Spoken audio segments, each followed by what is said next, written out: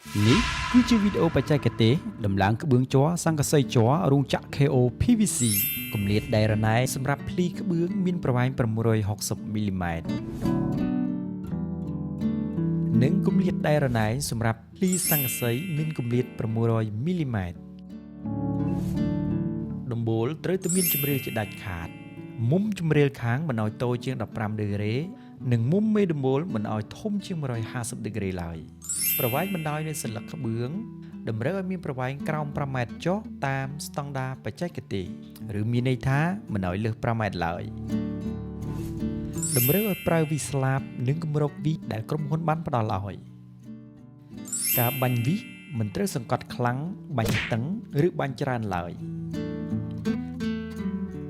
ការបាញ់វីសម្រាប់សន្លឹកភ្លីសង្កសីនិងក្បឿងបាញ់តែកន្លែងកងសងខាងប្រសិនបើជាកន្លែងដែលមានតំបន់ខ្យល់ខ្លាំងអាចបន្ថែមកណ្ដាលមួយគ្រាប់រំលងមួយគ្រាប់មានន័យថាបាញ់ដៃរណែងមួយគ្រាប់រំលងដៃរណែងមួយព្រំដូចជាព្រំលើព្រំចែងព្រំមុខ3ត្រូវប្រើវិស្លាប7ហ៊ុនបាញ់កងសងខាងមួយគ្រាប់និងកណ្ដាលមួយគ្រាប់មិនត្រូវបាញ់លើសចំនួនឡើយគម្លាតកងត្រូវមានប្រវែងចន្លោះពី150មីលីម៉ែត្រទៅ200មីលីម៉ែត្រការបាញ់ដំណរដែលតគឺបាញ់កងសងខាងមួយគ្រាប់និងកណ្ដាលមួយគ្រាប់ផ្ទះឬកន្លែងដែលមានពីដានតម្រូវឲ្យមានខ្យល់ចេញចូលមិនត្រូវបិទហប់ចិត្តទេគម្លាតពីដាននិងដំបូលត្រូវមានគម្លាតយ៉ាងតិច800មីលីម៉ែត្ររាល់គ្រាប់វីទាំងអស់ត្រូវបាញ់នៅចំចង្អូរភ្លីខ្ពស់នៃក្បឿងនិងសង្កសី